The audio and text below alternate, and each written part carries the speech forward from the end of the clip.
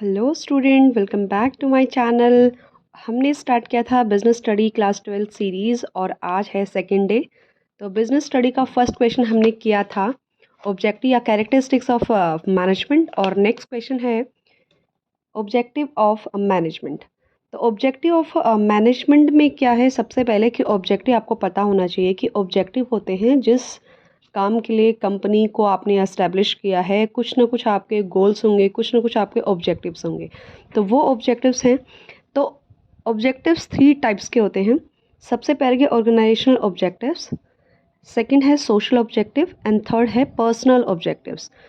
In short में यहाँ पे बताऊंगी कि ऑर्गेनाइजेशन ऑब्जेक्टिव्स में आपका जो ऑब्जेक्टिव है मेन, वो कंपनी के प्रति होगा कि कंपनी के लिए क्या क्या चाहिए, उसको सर्वाइवल के लिए प्रॉफिट चाहिए कंपनी को। मतलब इस ऑब्जेक्टिव में आप सिर्फ कंपनी का ध्यान रखोगे, कंपनी को कैसे प्रॉफिटेबिलिटी कंडीशन में ले जाया जा सकता है उसके लिए सोचोगे।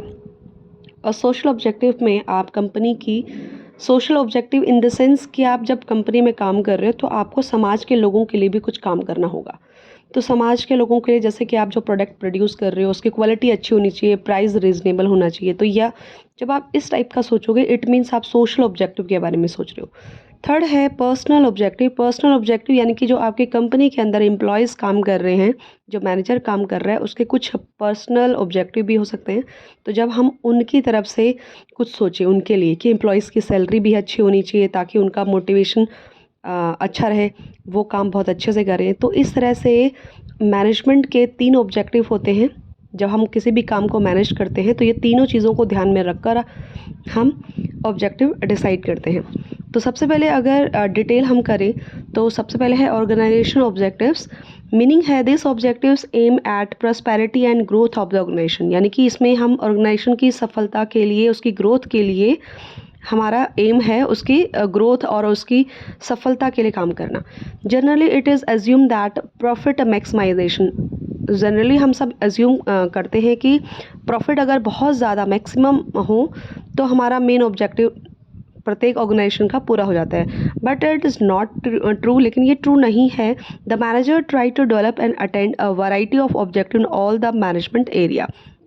लेकिन उसने कहा कि सिर्फ प्रॉफिट मैक्सिमाइजेशन सबसे मेन ऑब्जेक्टिव होता है, ये ज़रूरी नहीं, ये ट्रू नहीं है। एक मैनेजर को निम्नलिखित ये सब चीज़ें जो हैं ये भी उसके ऑब्जेक्टिव हो सकते हैं। 3 इंपॉर्टेंट ऑब्जेक्टिव हो सकते हैं।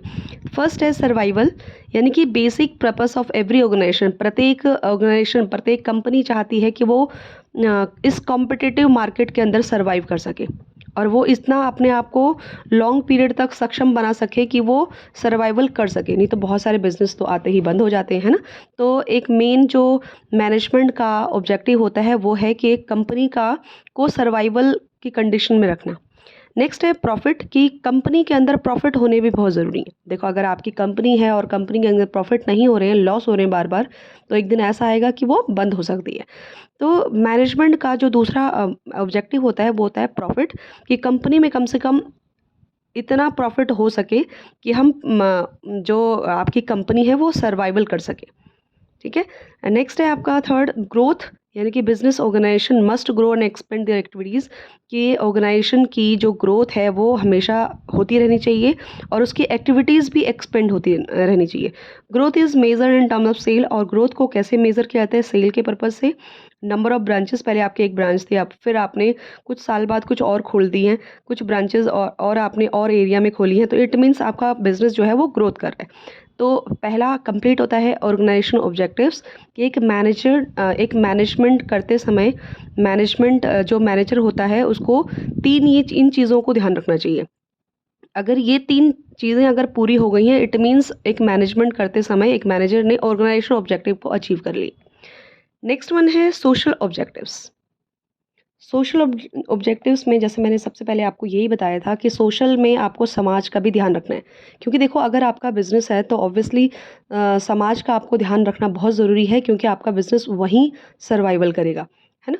तो आपको सोशल ऑब्जेक्टिव आपके होने चाहिए कि सप्लाई ऑफ क्वालिटी प्रोडक्ट, आपको रीजनेबल प्राइस पे क्वालिटी प्रोडक्ट को सप्लाई करना चाहिए।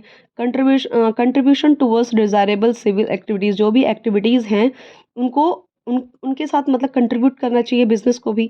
Generation of income economic wealth, जो आपकी इकोनॉमिक वेल्थ है, देश की इनकम है, उसको भी जनरेट करना चाहिए, क्योंकि जितने देश में बिज़नेस होंगे उतना देश में इकोनॉमी अच्छी होगी। जनरेशन ऑफ एम्प्लॉयमेंट अपॉर्चुनिटीज़ एक कंपनी का ही ऑब्जेक्टिव है कि समाज के लोगों के लिए रोज़गार उपलब्ध करवाए, employment opportunity. Financial support to community, जो कम्युनिटी होती हैं उनको फाइनेंशियल सपोर्ट भी बिजनेसेस करते हैं। Organisation educational health and vocational training programs की आपको अपनी समाज के लोगों के लिए ऑर्गेनाइजेशन एजुकेशनल ऑर्गेनाइजेशन की एजुकेशन के लिए उनको ट्रेनिंग प्रोग्राम, उनकी हेल्थ वोकेशनल, इन सब के लिए ट्रेनिंग प्रोग्राम कंडक्ट करने चाहिए। और participating activities in social services project of government and NGOs, जो भी प्रोजेक्ट आते हैं गवर्नमेंट या एनजीओज के, उनमें पार्टिसिपेट करना as a social service project के रूप में। और यहाँ पर एच है आपका using environmental friendly method of production. जिस भी मेथड को आप प्रोडक्शन के लिए यूज़ कर रहे हो वो आपका एनवायरमेंटल फ्रेंडली होना चाहिए। ऐसा ना हो कि आपकी कंपनी प्रोडक्शन कर रही है और एनवायरनमेंट बहुत ख़राब होता जा रहा है ना। तो आपको इको फ्रेंडली मतलब कोई भी ऐसा आपको नहीं यूज़ करना चाहिए, कोई भी ऐसा मेथड जिससे कि आपका एनवायरमेंटल पॉल्यूट हो। इस तरह से आपका सोशल ऑब्जेक्टिव कंप्लीट होता है। और लास्ट है आपका पर्सनल ऑब्जेक्टिव। पर्सनल ऑब्जेक्टिव जैसे कि आपको बताया था लास्ट में कि जो कंपनी में काम करने वाला मैनेजर है, कोई भी है, उन सब का भी कुछ पर्सनल ऑब्जेक्टिव होंगे। अगर वो पर्सनल ऑब्जेक्टिव उनके पूरे हो जाते हैं तो उनका मोटिवेशनल जो स्ट्रक्चर होगा बहुत अच्छा हो जाएगा, जिससे कि वो और अच्छा काम करेंगे। तो ये हम पढ़ लेते हैं। तो पर्सनल ऑब्जेक्टिव्स के अंदर एम्प्लॉयज़ के बारे में आता है, जैसे कि कॉम्पिटिटिव सैलरी होनी चाहिए कि जो उनकी फाइनेंशियल नीड्स को फुलफ़िल कर सके, इस तरह की सैलरी उनको प्रोवाइड करो। प्रमोशन करना चाहिए उनका, ट्रेनिंग देनी चाहिए उनको, उनकी पर्सनल ग्रोथ एंड डेवलपमेंट होनी चाहिए।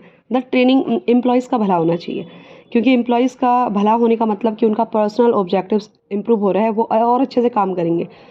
और आपका peer recognition, self respect, respect for colleagues and to fulfil, ये मतलब होता है पीयर रिकॉग्निशन होता है कि आप कंपनी में एम्प्लॉयज़ के खुद की पहचान होनी चाहिए, लोग उसे पहचानें, उसकी सेल्फ रिस्पेक्ट होनी चाहिए, रिस्पेक्ट होनी चाहिए, सारे कलीग आपस में मतलब उनकी फुल सोशल नीड्स पूरी होनी चाहिए। Good and healthy working condition होना चाहिए, सेफ्टी ऑफ एम्प्लॉयज़ होना चाहिए। तो इन सब चीज़ों से एक एम्प्लॉय की पर्सनल ऑब्जेक्टिव्स पूरी होती हैं। तो इस तरह से आपके 3 ऑब्जेक्टिव ये पूरे होते हैं, ये ऑर्गेनाइजेशन, सोशल और पर्सनल। आई होप आप सभी को बहुत अच्छे से समझ में आया हो। और अगर इसी तरह की इन्फॉर्मेटिव वीडियो को आपको देखना है तो मेरे चैनल को सब्सक्राइब करें, लाइक करें और शेयर करें। Thank you for watching.